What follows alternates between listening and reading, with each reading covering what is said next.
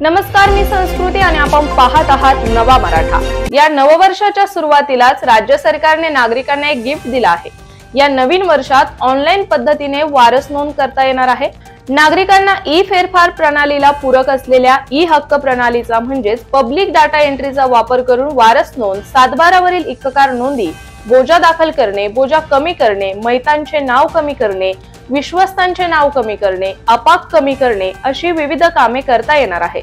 यामुळे नागरिकांना तलाठी कार्यालयात हेलपाटे मारण्याची आवश्यकता नाही। तर आता आपण जाणून घेऊयात या संदर्भात सविस्तर माहिती। नागरिकांनो, आता ऑनलाईन पद्धतीने वारसा नोंद करता येणार आहे। नागरिकांना ई फेरफार प्रणालीला पूरक असलेल्या ई हक्क प्रणालीचा वापर करून वारस नोंद, 7/12 वरील इक्ककार नोंदी, मैतांचे नाव कमी करणे, अपाक कमी करणे आदी विविध कामे सहज करता येणार आहे। यामुळे नागरिकांना तलाठी कार्यालयात जाण्याची गरज नाही।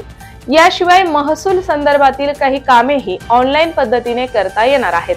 तर आता तुम्हाला प्रश्न पडला असेल की ऑनलाईन अर्ज कसा करावा लागेल? तर ई हक्क प्रणालीच्या आधारे नागरिकांना वारस नोंद करता येणार आहे।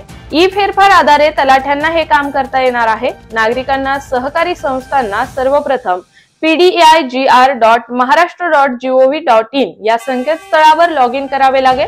नंतर साइन अप नोंदणी करावी लागेल। ई हक्क प्रणालीचा वापर करून 8 प्रकारच्या नोंदी घरबसल्या सहज करता येणार आहे।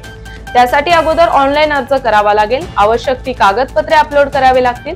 नागरिक स्वतः या प्रणाली आधारे किंवा महा ई सेवा केंद्रातून अर्ज करू शकतात। या प्रणालीच्या वापराने तलाठ्यांची कामे मात्र अधिक सोपे होतील। महसूल प्रशासनाच्या कामकाजामध्ये गतिमानता आणि पारदर्शकता येईल। तर अशाच माहितीपूर्ण बातम्यांसाठी चॅनलला सबस्क्राइब नक्की करा।